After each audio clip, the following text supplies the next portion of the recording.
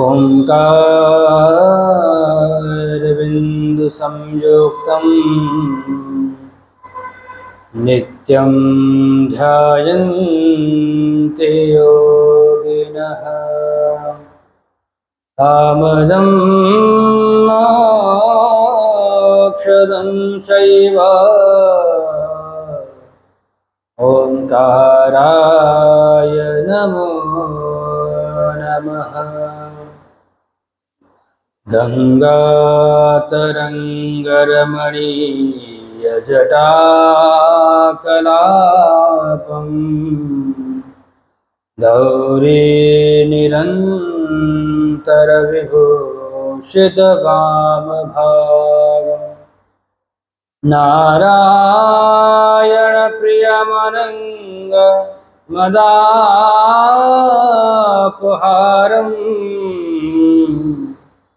वाराणसीं पुरपतिं भज विश्वनाथम्। रामाय रामभद्राय रामचन्द्राय वेधसे रघुनाथाय नाथाय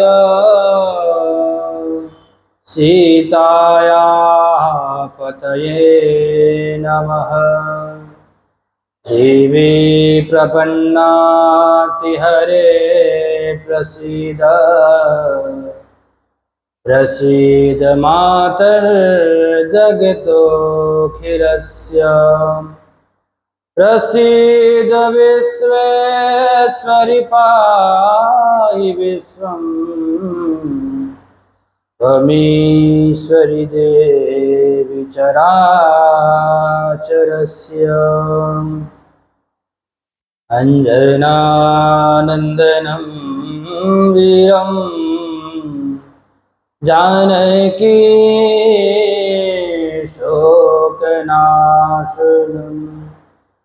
कपीशमाक्षहन्तारम् वन्दे लङ्काभयङ्करम्। सदाशिवसमारम्भां श्रीशङ्कराचार्यमध्यमाम् अस्मदाचार्यपर्यन्तां वन्दे श्रीगुरुपरम्पराम्। विठ्ठल विठ्ठल विठ्ठल पांडुरंग विठ्ठल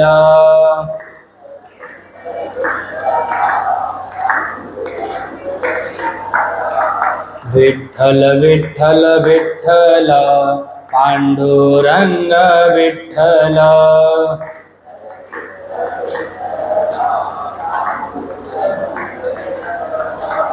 पांडुरंग विठ्ठल पांडुरंग विठ्ठल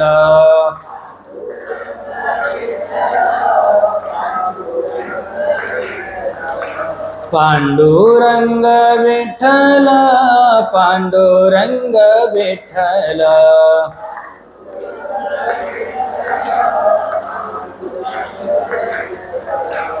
विठ्ठल विठ्ठल विठ्ठल पांडुरंग विठ्ठल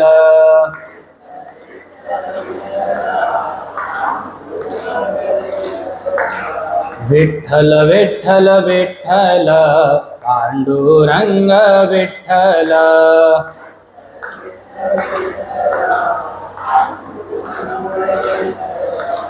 पांडुरंग विठ्ठल पांडुरंग विठ्ठल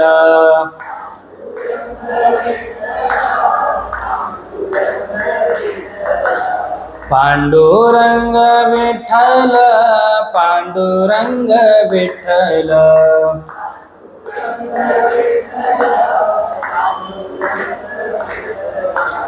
विठ्ठल विठ्ठल विठ्ठल पांडुरंग विठ्ठल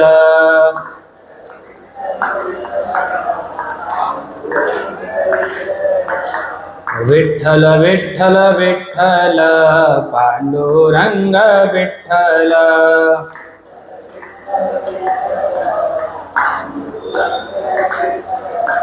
विठ्ठल विठ्ठल विठ्ठल पांडुरंग विठ्ठल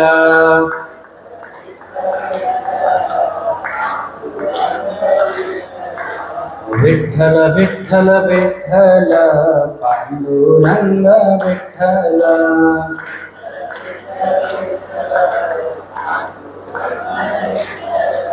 सच्चिदानंद भगवान की, श्री पांडुरंग भगवान की, श्री काशी विश्वनाथ भगवान, सियावर रामचंद्र भगवान की, श्री कृष्णचंद्र भगवान की, जगज्जननी जगदम्बे मात की, अनंत बलवंत श्री हनुमान जी महाराज की, कली पावन अवतार गोस्वामी श्री तुलसीदास जी महाराज की, श्री सद्गुरुदेव भगवान की, सत्य सनातन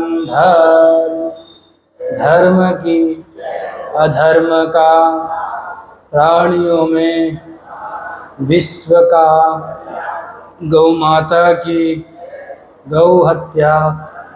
ओम नमः पार्वती पतये हर हर महादेव।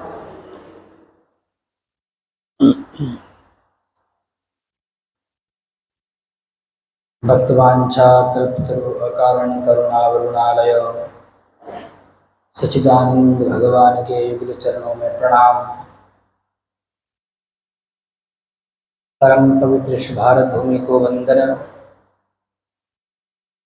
इस भारत भूमि में विद्यमान समस्त देवी देवताओं के युगल चरणों में प्रणाम। पावन भारत भूमि में विद्यमान माया नगरी में स्थित चैम्बूर तत्र श्री सनातन धर्मसभा मंदिर श्री राम दरबार के पवित्र प्रांगण में परमपिता परमात्मा की महत्व अनुकंपा से परमपिता परमात्मा के परम मंगलमय नाम गुण कथा लीला का रसस्वादन करने हेतु उपस्थित समस्त श्रद्धामयी मातृशक्ति धर्मानुरागी भक्तजन सज्जन, हम और आप इस मनुष्य जीवन को सार्थक करने हेतु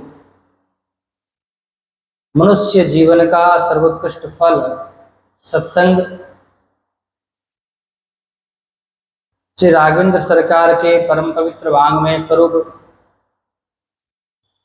श्रीमद् रामचरितमानस ग्रंथराज के पावन सन्निधि में सत्संग प्राप्त कर रहे हैं।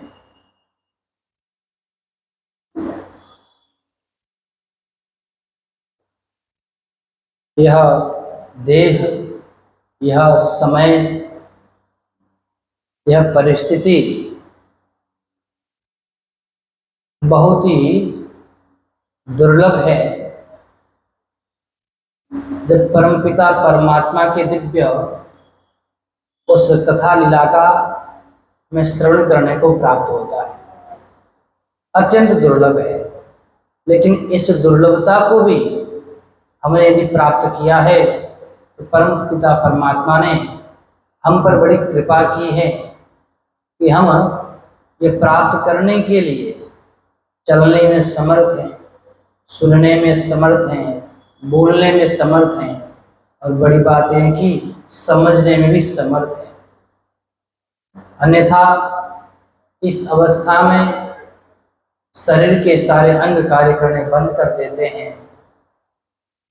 जब न भजन कर सकते हैं, न सुन सकते हैं, न बोल सकते हैं, किसी भी कार्य को करने में हम लोग समर्थ नहीं रहते। लेकिन बड़ी कृपा परमात्मा की कि सारा शरीर चल रहा है और मनुष्य जीवन का जो सर्वोत्कृष्ट फल है सत्संग, कोई बड़ी बड़े धनपति बन जाना, मंत्री पद को प्राप्त कर लेना, अथवा किसी भी पद, धन, कुछ भी हो, इन सब को प्राप्त करना मनुष्य जीवन का लक्ष्य नहीं है। यद्यपि पुरुषार्थ करना मनुष्य जीवन का एक बहुत बड़ा अंग है। पुरुषार्थ करना छोड़ दे ये मैं नहीं कहता, पुरुषार्थ करिए। जीवन जीने के लिए संसार में व्यवहार भी अत्यावश्यक है। यदि व्यवहार नहीं करेंगे तो संसार में हम जी नहीं पाएंगे। इसलिए व्यवहार अपनी जगह है और भगवान का भजन और हमारा मन, सत्संग, यह अपनी जगह है। आप बड़े बड़े कार्य करिए, आप करोड़पति नहीं अरबपति बनिए,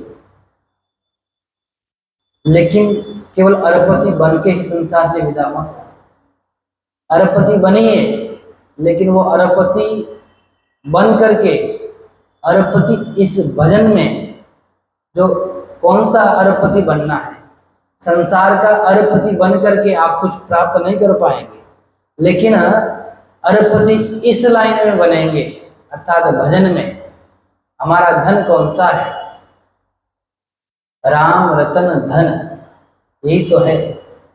कृष्ण धन, राम धन, यही यथार्थतः धन तो यही है, जिस धन के माध्यम से परमात्मा के सारे बंद दरवाजे हैं ना, वो भी खुल जाते हैं।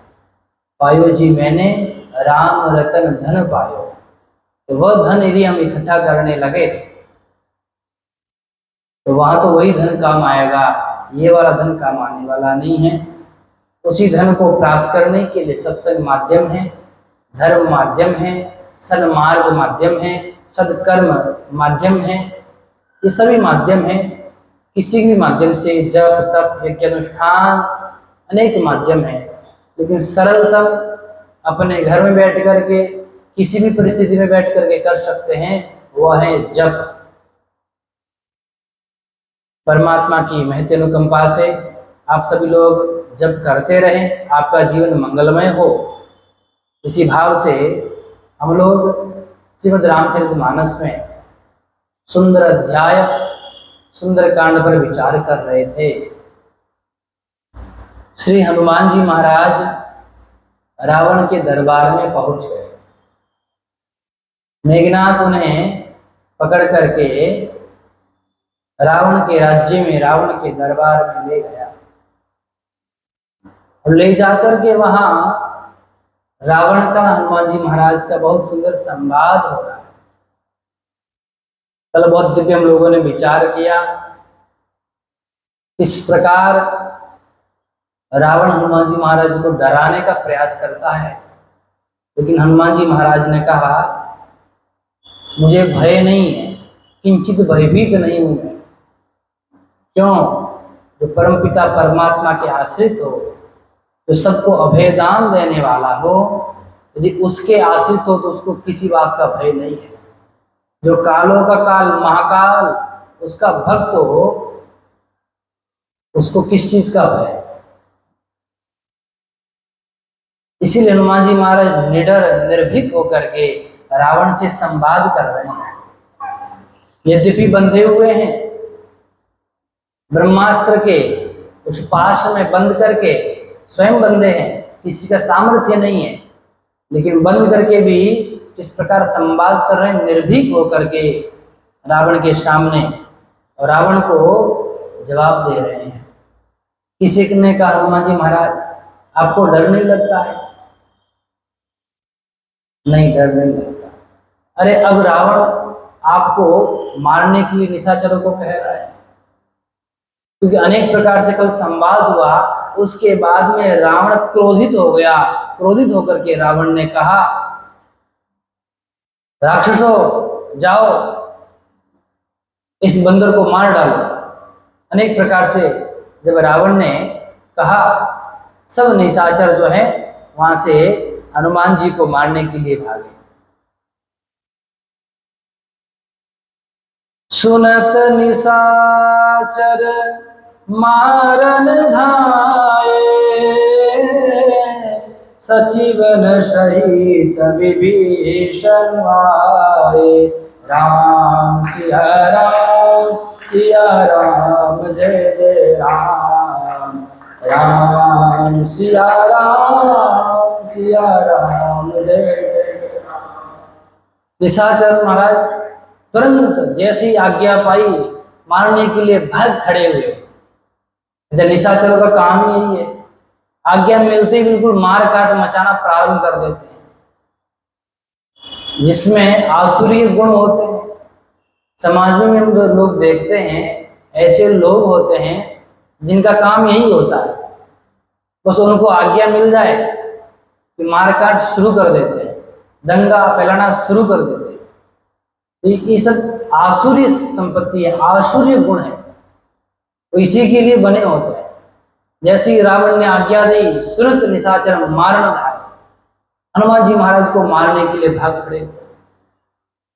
अच्छा, किसी ने हनुमान जी महाराज से पूछा, आप बंधे हुए हैं, आपके हाथ बंधे हुए हैं, आपको डर नहीं लगता है?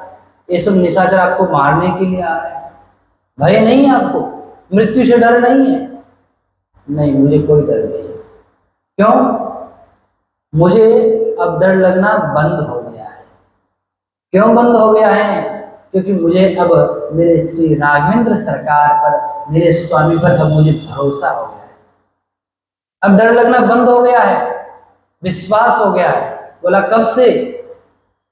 जब अशोक वाटिका में मैं गया, उस समय में अशोक वाटिका में जिस अशोक वृक्ष के नीचे माता जगत जननी जगदम्बा जानकी जी विराजमान थी, उस वृक्ष के पत्तों में चिपक करके मैं बैठा था। उसी समय रावण वहां आया और उस रावण ने अपने चंद्रहास खड्ग के द्वारा पहले तो अपनी वाणी के द्वारा अनेक दुर्वचन माता सीता से कहे, और माता सीता ने जब तृण धरी ओट कह दिवे देही, अधम ने लाज नहीं तो ही। अरे मूर्ख अधम, तुझे लज्जा नहीं आती है? तो सोने में एक अबला को हर के लाया, अपने आप को बलवान कहता है। रावण क्रोधित हो गया और क्रोध के आवेश में आकर के रावण ने माता सीता को मारने के लिए समस्त तैयारी कर ली। जैसे ही मारने के लिए आगे बढ़ा, उस समय मैंने चिंतन किया मैं कूद जाऊं ऊपर से और कूद करके माता सीता को बचा लेता हूं। लेकिन जैसे मैंने सोचा मैं कूद जाऊं, उसी समय किसने रावण का हाथ पकड़ लिया। किसने पकड़ा? बोले मंदोदरी ने। पर तब से मुझे विश्वास हो गया। क्या विश्वास हुआ? कि परम पिता परमात्मा जहां मारने वाला बनाता है, धन्य है प्रभु, वहां बचाने वाला भी बनाता है। यदि मैं बचाने जाता माता जानकी को, तो मुझे व्यथाभिमान हो जाता कि मैंने जानकी जी को बचाया। एक कृपालु हे दयालु, आपने मेरे अभिमान को भी नष्ट कर दिया।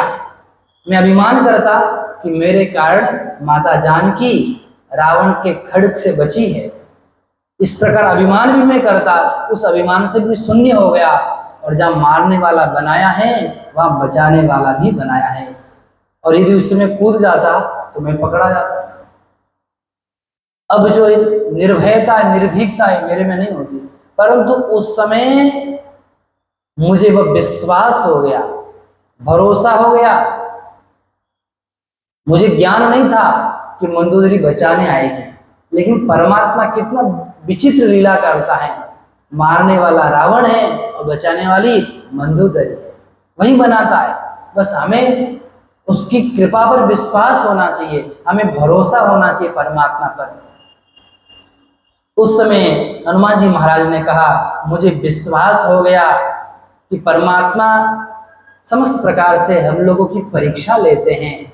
कैसी भी कठिन परिस्थिति आए, उस परिस्थिति में हमें परमात्मा पर जो विश्वास है, उस विश्वास से डगमगाना नहीं चाहिए, परंतु उस विश्वास को दृढ़ करना चाहिए। अतः आपने जो मुझे प्रश्न किया है कि मैं बंधा हुआ हूँ, सुनत निशाचर मारन धाये, ये राक्षस आकर के मुझे मारेंगे, मुझे मारने के लिए आ रहे हैं, लेकिन मुझे विश्वास है क्या कि जो मारने के लिए आ रहे हैं तो बचाने के लिए भी परमात्मा किसी न किसी को जरूर भेजेगा। इसीलिए सुनत निशाचर मारन धाये, सचिवन सहित विभीषण आए। राम सिया राम जय जय राम, राम सिया राम। परमात्मा का भक्त जो है, जो इस जगत का पिता है, जो जगदीश्वर है, सर्वनियंता है, उसका भक्त किसी भी परिस्थिति में हो उसका कोई कुछ बिगाड़ नहीं सकता है। प्रभु जगन्नाथ का भक्त जगत से हार नहीं सकता, प्रभु जगन्नाथ का भक्त जगत से हार नहीं सकता। परमात्मा का जो भक्त है ना, वो भक्त कितनी भी कठिन परिस्थिति में उलझ जाए, लेकिन सुलझाने के लिए परमात्मा की कृपा की किरण उस पर बरस ही जाती है।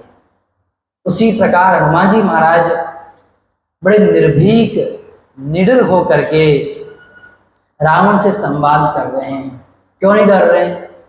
जानकी नाथ सहाय, जानकी नाथ सहाय करे, जब कौन बिगाड़ करे, नर तेरो जानकी नाथ सहाय करे, जब कौन बिगाड़ करे, नर तेरो।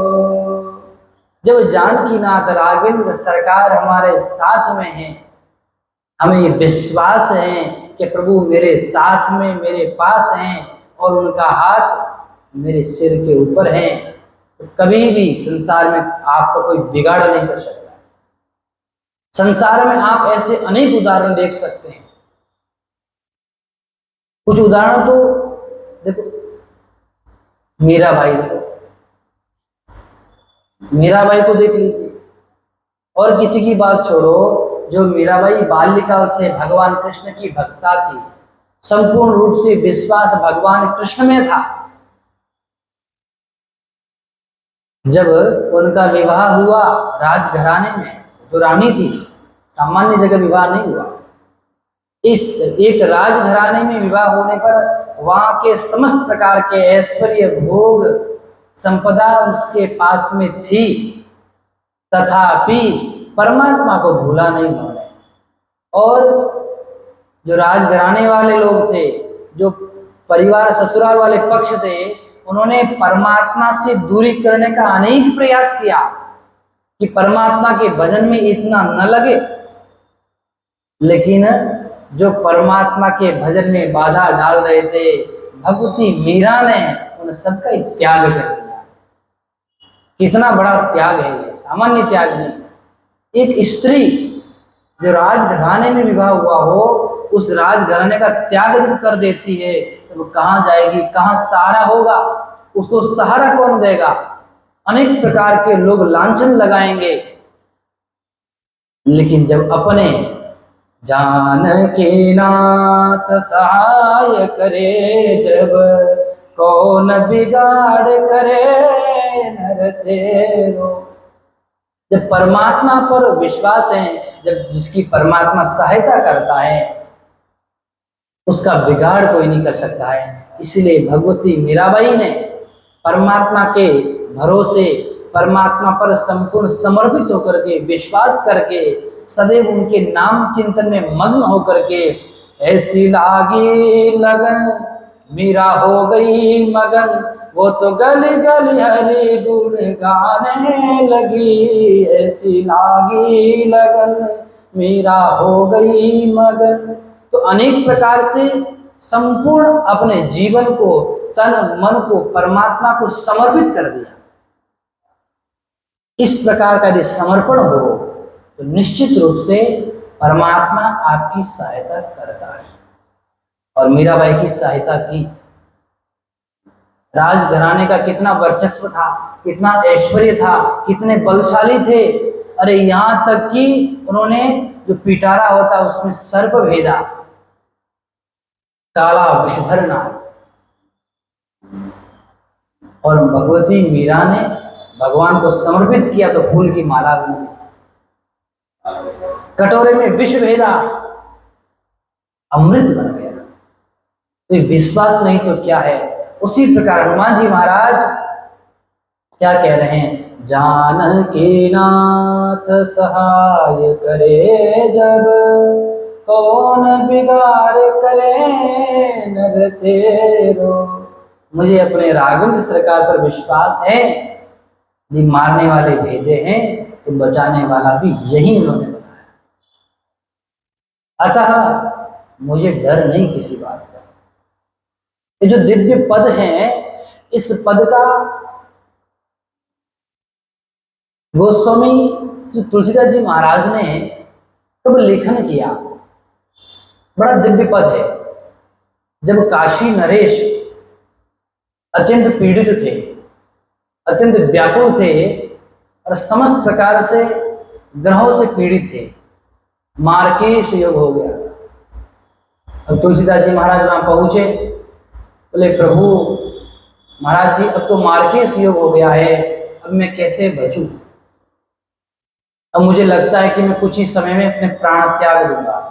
अब मृत्यु मेरे ऊपर आने वाली है, अब बचने का कोई उपाय नहीं दिख रहा है, कोई साधन नहीं दिख रहा है।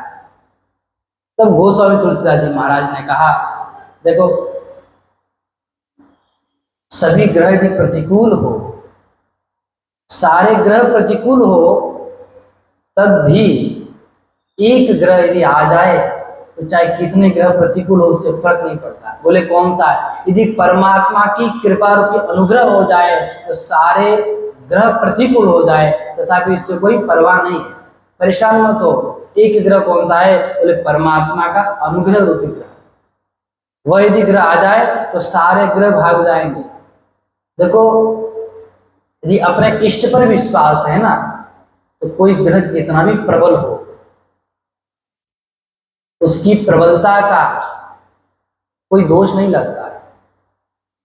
इसलिए गोस्वामी तुलसीदास जी महाराज ने यही बात काशी नरेश से कही कि हम लोग पूजा नवग्रहों की भाव से करते हैं, भय से नहीं। यदि आपको अपने इष्ट पर विश्वास है, क्योंकि सबका स्वामी है ना। कहते हैं ना, इसको कौन सा ग्रह लग गया है? मीराबाई को बोले कृष्ण रूपी ग्रह लग गया है, तो सारे ग्रह उसके आगे फीके हैं। अतः परमात्मा पर अपना विश्वास होना चाहिए। तो उस समय कितने ग्रह, नवग्रहों का जो नव के नवग्रह प्रतिकूल थे, उसी समय इस पद को गोस्वामी तुलसीदास जी महाराज ने लेखन किया। तो नवग्रह कौन से हैं उसी को भी इस पद में इन्होंने उल्लेखित किया। सूरज मंगल भृगुसुत, सूरज मंगल सोम भृगुसुत, बुध और गुरु वरदायक तेरो, बुध और गुरु वरदायक तेरो, राहु केतु की नाहि, राहु केतु की नाहि, गम्यता संग निशाचर होत, जानके नाथ सहाय करे जब, कौन बिगाड़ करे नर तेरो, जानके नाथ सहाय करे। अतः हनुमान जी महाराज को अपने इष्ट पर भरोसा है। किसी भी प्रकार से मुझे राक्षस मारने के लिए आ जाए, मेरा कुछ नहीं बिगाड़ सकते, इसलिए मैं क्यों डरूं। तब विभीषण महाराज सुनत निशाचर मारन धाय, सचिवन सहित विभीषण हुआय। विभीषण महाराज तुरंत दौड़ करके आए और विभीषण जी महाराज ने क्या कहा, नाई शीस करी विनय बहुता, ओ नाई शीस करी विनय बहुता, नीति विरोधन मारिय दूता। जय सिया राम, जय जय सिया राम, जय सिया राम। श्री विष्णु जी महाराज समस्त अपने सचिवों के सहित वहां आए और रावण को आकर के प्रणाम किया। लंकेश है, बड़े भ्राता है, प्रणाम करके बड़े विनय पूर्वक कहा, लंकेश महाराज रुकिए, जरा रुकिए, अपने इन राक्षसों को रोकिए, ये मारने के लिए जा रहे, पहले इन्हें रोकिए तो सही। बोले क्यों रोके? पहले आप रोकिए, प्रणाम करके निवेदन किया। बोले रुक जाओ, बताओ क्या बात है, क्यों रोक रहे हो? बोले महाराज ये जो दूत आया है ना, दूत को मारना नीति विरुद्ध कार्य है, दूत को मत मारिए, ये तो संदेशा लेकर के आया है, इसलिए कहीं से भी कोई भी दूत आए उनको मारना नीति के अनुकूल कार्य नहीं है, इसलिए मैं आपसे निवेदन करता हूं इसको और कोई दंड दे दीजिए, लेकिन मृत्यु दंड मत दीजिए। तो रावण रुक गया। बोले क्यों नहीं मारना चाहिए? जिस प्रकार अब तो शायद डाकिया आता है क्या, चिट्ठी लेकर के आता है? पता नहीं, आज का जमाना तो सब फोन में हो जाता है। दूत जो डाकिया चिट्ठी लेकर के आता है, और आपके शत्रु ने महाराज आपको चिट्ठी लिखी और उसमें अनेक प्रकार की गालियां दुर्वचन भरे हुए, जैसे आपने चिट्ठी ली, आपने पढ़ी, पत्रिका पढ़ी, और क्या आप उस दूत को मारने लगोगे? वो तो संदेशा लेकर के आया है, वह दूत नहीं कह रहा है, वो तो जिसका संदेशा है वह कह रहा है। इसीलिए दूत का दोष नहीं है, इसने अपना कार्य क्या है अपने स्वामी की आज्ञा अनुसार, इसलिए दूत को मारना नहीं चाहिए। क्या करना चाहिए? दूत को कोई अन्य दंड दे दो, कोई अन्य सजा दे दो, परंतु मृत्यु दंड देना यह नीति के अनुकूल नहीं है, प्रतिकूल है, इसलिए क्या करना चाहिए? तो रावण ने देखा मार तो नहीं सकते, अब क्या किया जाए? तुरंत रावण ने कहा अंग भंग कर दिया जाए। क्या कर दिया जाए? अंग भंग कर दो। जैसे हनुमान जी महाराज ने सोचा, अंग भंग करने का आदेश दिया, किसी अंग विशेष का नाम तो लिया नहीं है। अब अंग भंग का आदेश दिया और आदेश देने के 2 मिनट 5 मिनट बाद इसको अपनी बहन शूर्पणखा की याद आ गई, तो महाराज अपनी तो नाक कान काट लिए जाएंगे कि मेरी बहन की भी नाक कान काटे, इनका भी नाक कान काट दिया जाए। रावण ने आदेश दिया और कहा अंग भंग करी, इन बंदर का अंग भंग करो। हनुमान जी महाराज चिंतन करने लगे क्या किया जाए। अब नाक कान काट दिए तो महाराज क्या हम नाक कटाने के लिए आए हैं? राघवेंद्र सरकार ने हमें भेजा है, तो नाक कटा के उनके सामने जाएंगे? क्या किया जाए? हनुमान जी महाराज विचार कर रहे हैं। देखिए कितना सुंदर संकेत है। हनुमान जी महाराज जब अशोक वाटिका में गए, इसका नाम क्या है? अशोक वाटिका, जहाँ शोक नहीं है, समस्त प्रकार के शोकों का जहाँ नाश हो जाता है उसको कहते हैं अशोक। ऐसी जो अशोक वाटिका, वहाँ क्या करने गए थे हनुमान जी? फल खाने गए थे। अच्छा, जो शोक रहित वाटिका, उसका फल, शोक रहित वाटिका का फल खाने से क्या होता है? बोले शोक रहित वाटिका का फल खाने से भगवान का भजन दृढ़ होता है, भगवान का भजन दृढ़ होता है। लेकिन जब हनुमान जी महाराज शोक रहित वाटिका में लगे फल को खाने के लिए गए, उस समय कौन थे वहां? राक्षस। राक्षस पहरेदारी कर रहे थे, राक्षस बैठे हुए थे, तो राक्षसों ने रोकना प्रारंभ कर दिया। तो शोक रहित वाटिका, उसमें फल खाने गए हनुमान जी महाराज, और रोकने वाले कौन? राक्षस। तो राक्षस कौन है? बोले राक्षस विकार है। राक्षस क्या है? विकार है। और विकार जो होते हैं फल को ग्रहण करने नहीं देते। उसी प्रकार हमारा जो जीवन है, जीवन में भी अशोक वाटिका रूपी जो सत्संग रूपी वाटिका है, इसमें जो भगवान का भजन, उस भजन का जो फल, उस भजन का जो फल, उस फल को जो विकार है अनेक में, राग द्वेष काम क्रोध मद लोभ ईर्ष्या, ये समस्त प्रकार के विकार हैं, ये हमें फल ग्रहण करने नहीं देते। ये सब बाधा डालते हैं। कौन सी वाटिका? सत्संग रूपी। हमारे जीवन में हम जब सत्संग करने जाते हैं तो प्रतिदिन सत्संग नहीं कर सकते। क्यों? अनेक प्रकार के विकार आते हैं, अनेक प्रकार की बाधाएं आती है। सत्संग में बैठे बैठे महाराज कभी मन घर चला जाए अथवा घर की याद आ जाए तो तुरंत सत्संग का फल क्या होना चाहिए? भगवान में मन लगना चाहिए, भगवान की कथा में मन लगना चाहिए, लेकिन तुरंत वहां चला जाता है। तो जो फल है वह फल प्राप्त होने नहीं देते। कौन? विकार। तो अनेक प्रकार के जो विकार हैं, इन विकारों को क्या करना चाहिए? नष्ट करना चाहिए। लेकिन जो राक्षस हैं वो फल में ग्रहण करने देते ही नहीं है। जिस प्रकार अशोक वाटिका में राक्षस हनुमान जी महाराज जी को फल खाने से रोक रहे थे, उसी प्रकार हम यदि सत्संग करते हैं तो अनेक प्रकार के हमारे अंदर भी क्या है? आसुरी संपदा है। ये काम क्रोध लोभ, ये सब क्या है? आसुरी संपत्ति है। देखिए, अनंत काल से देवता और असुरों का युद्ध होता आया, देवता और दानव का, सुर और असुर का। लेकिन सबसे पहले जो युद्ध हुआ था, पहले अलग अलग लोकों में रहते थे। कोई स्वर्गलोक में और पाताल लोक में देवता दानव युद्ध करने आते थे। फिर बाद में एक ही लोक में आ गए ना। कहाँ? दुर्योधन और पांडवों के रूप में, देवता के रूप में पांडव और दुर्योधन एक ही लोक में आ गए। उसके बाद में देवता और पांडव के रूप में कहाँ आ गए? एक ही परिवार में भी आ गए।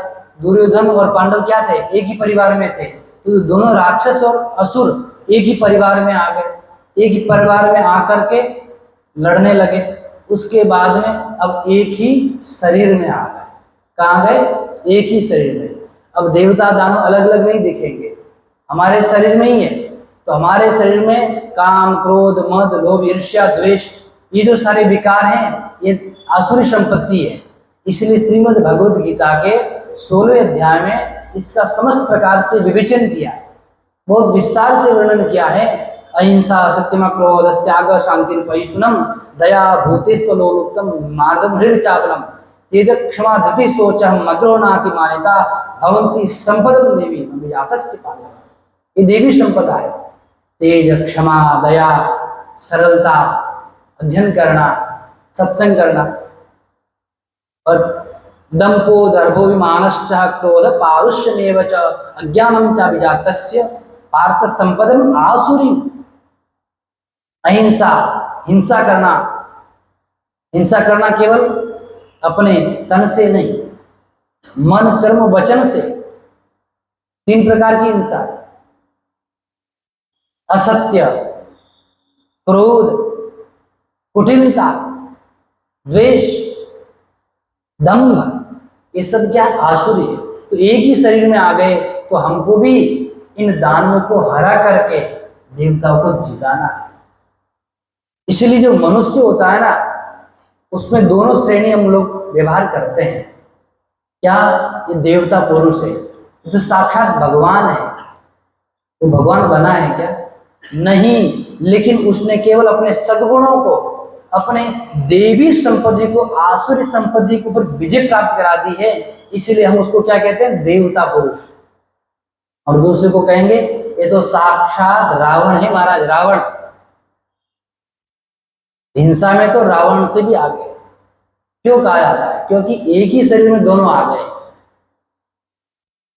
इसलिए जो निशाचर हैं, जहां भी यज्ञ होता था, तुरंत अथवा अनुष्ठान होता था, ऋषि मुनि यज्ञ तप करते थे, दौड़ करके आते थे, देखत यज्ञ निशाचर धावा। ये अनुष्ठान कैसे कर रहा है, यज्ञ कैसे कर रहा है, सत्संग कैसे कर रहा है, उसका फल हमको प्राप्त होने नहीं दे देते, उसका फल हम ग्रहण कर सके, इसलिए वो बाधा डालते थे कि इनको फल प्राप्त नहीं होना चाहिए। उसी प्रकार जब विकार साधक को फल ग्रहण करने नहीं देते, विकार जो हमारे शरीर में विद्यमान अनेक प्रकार के राक्षस रूपी विकार साधक को अपना भगवत भजन करने का, सत्संग करने का फल ग्रहण करने नहीं देते, उस समय हमें परमपिता परमात्मा की कृपा की आवश्यकता। कैसे? जैसे हनुमान जी महाराज अशोक वाटिका में फल खाने के लिए पहले माता जानकी की आज्ञा लेते हैं, उसी प्रकार हमें भी परमात्मा की कृपा की आवश्यकता है, तभी हम वो फल ग्रहण कर सकते हैं। हनुमान जी ने कहा, देखो भगवान ने मुझे भेजा है। किसने भेजा है? राम जी ने भेजा है हनुमान जी को। क्यों भेजा है? जानकी जी की खोज के लिए भेजा है कि जानकी जी का जाकर के आप पता लगाओ। और भगवान ने मुझे भेजा है, मैं नाक कान कटा के चला जाऊं तो भगवान कहेंगे तो नाक कटाने गया था। नाक कटाना अर्थात इज्जत प्रतिष्ठा, यही है ना, प्रतिष्ठा ही आपकी चली गई। देखो हनुमान जी को तो भगवान ने भेजा था माता सीता की खोज के लिए, क्या हमको भगवान ने नहीं भेजा है? हमको भी तो भगवान ने भेजा है। और जो लोग कहते हैं हमको भगवान ने नहीं भेजा है, उनके भेजे में भेजा ही नहीं है, उनको बुद्धि है ही नहीं है, जो परमात्मा को नहीं मानते आस्तिक लोग हैं। इसलिए परमात्मा ने भी हमको भेजा है, और हमको भी कहाँ भेजा है? इस संसार में भेजा है। जिस प्रकार हनुमान जी महाराज को माता जानकी की खोज के लिए भेजा है, उसी प्रकार हमको भक्ति की खोज के लिए भेजा है, भक्ति के लिए भेजा है। तो हनुमान जी ने कहा कि हम नाक कटा के आ जाए इन विकारों से, इन राक्षसों से। उसी प्रकार हमारे भी जीवन में, साधक के जीवन में, मनुष्य के जीवन में ये राक्षस रूपी जो विकार हैं वो सदैव आपके नाक कान काटने के लिए तत्पर हैं। तो क्या हम भी परमात्मा के पास वापस जाएंगे तो नाक कान कटा के जाए, इन विकारों से पराजित होकर के जाए? बोले नहीं, हम भक्ति के लिए आए हैं, इसलिए भक्ति करके परमपिता परमात्मा के पास जाएंगे तो परमात्मा की इज्जत प्रतिष्ठा में चार चांद लगाएंगे। तो हनुमान जी महाराज कहते हैं, हम नाक कान कटाने के लिए नहीं आए, हम तो परमात्मा की प्रतिष्ठा बढ़ाने आए हैं। इसलिए क्या किया जाए? कुछ तो काम करना पड़ेगा। तब हनुमान जी महाराज ने हलचल शुरू कर दी। हलचल क्या की? देखो महाराज, आंख फोड़ दी जाए, एक कान काट दिए जाए तो मतलब छिपाया जा सकता है, ढका जा सकता है उनको। आंख फूट गई तो चश्मा पहन लो, और कान काट दी तो टोपी पहन लो, यहाँ पे बचाया जा सकता है, इनको छिपाया जा सकता है। लेकिन नाक ही कट गई तो फिर कैसे ढकोगे? कोई उपाय नहीं है। इसीलिए नाक कटना अर्थात प्रतिष्ठा, प्रतिष्ठा दाव पर लगना। उसका शूर्पणखा का नाक कान काटा था।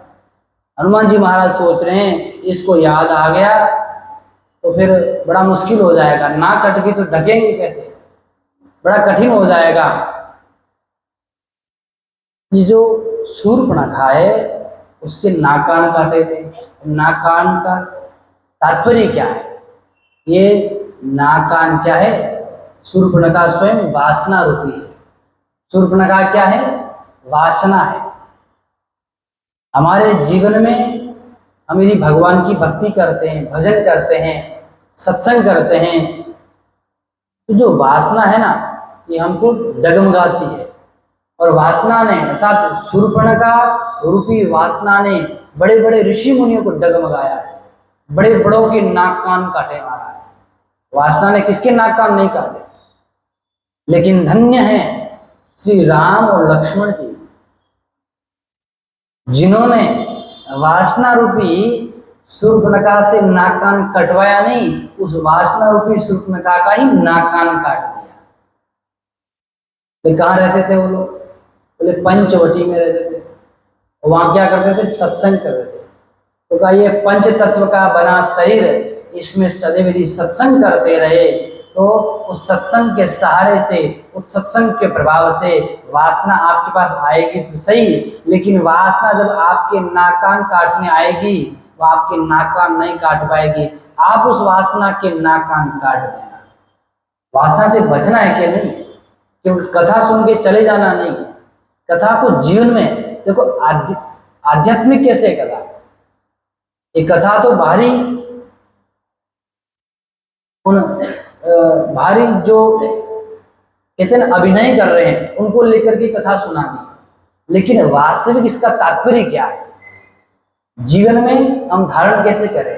देखो प्रत्येक व्यक्ति को भगवान की कथा पता है कि शूर्पणखा है, कथा सुन ली एक बार, सबको ज्ञान है, लेकिन बार बार सुनते हैं। सुनते इसलिए हैं कि न जाने इससे कोई नया विचार आएगा, जिस विचार के माध्यम से हमारे जीवन में परिवर्तन आ सकता है। तो इनकी आध्यात्मिकता क्या है?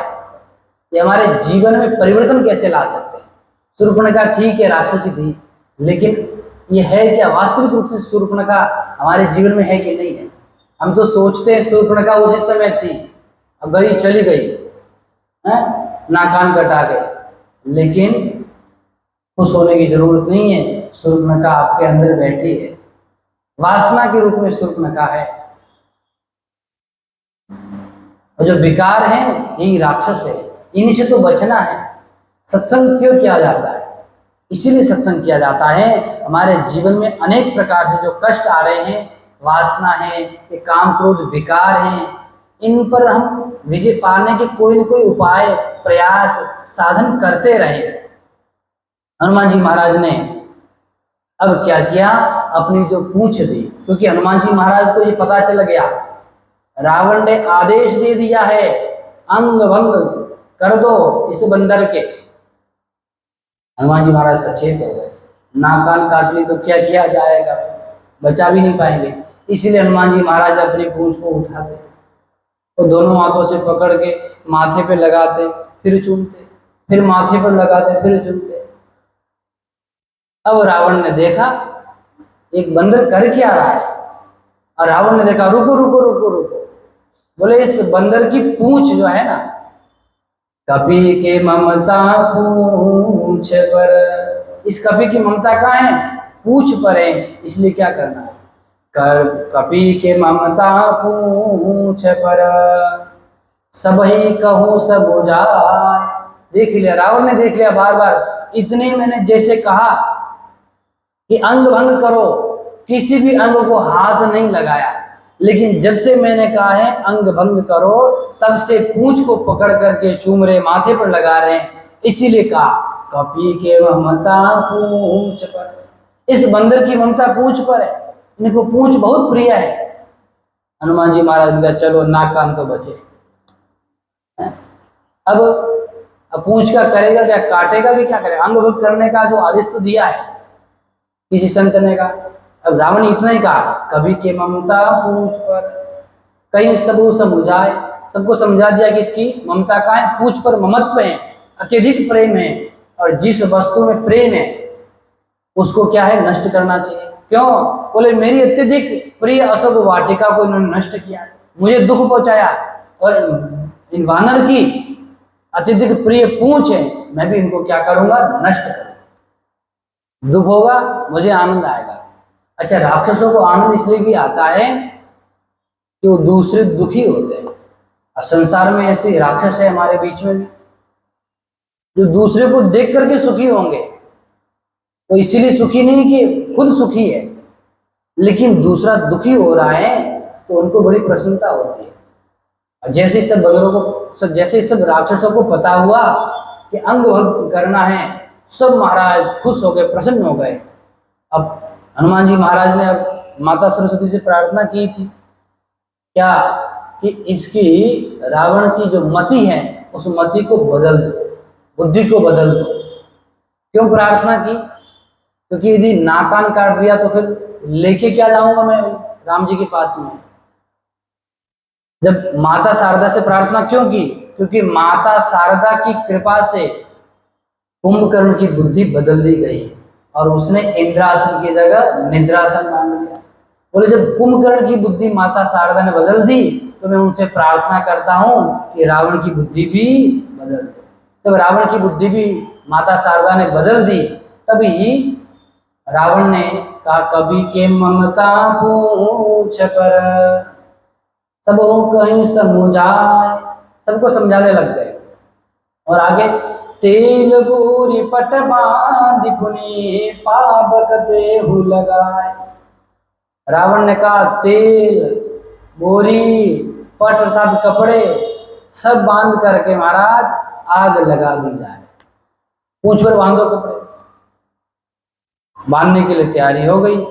अब जैसे ही कहा हनुमान जी महाराज प्रसन्न हो गए। क्यों हनुमान जी महाराज प्रसन्न क्यों हुए? वचन सुनत कपि मन मुस्काना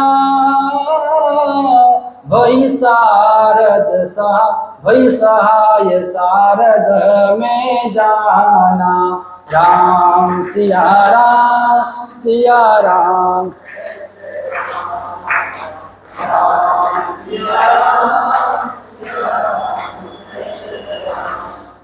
हनुमान जी महाराज प्रसन्न हो गए। जिस प्रकार मैंने माता शारदा से प्रार्थना की अब माता शारदा ने सुन ली, इसलिए प्रसन्न होकर के माता शारदा को पुनः धन्यवाद दिया। भाई सहाय शारद में जाना, शारदा माता से तो पहले निवेदन किया था, इसीलिए तो पंक्ति लिखा है। नहीं तो पंक्ति का क्या प्रयोजन?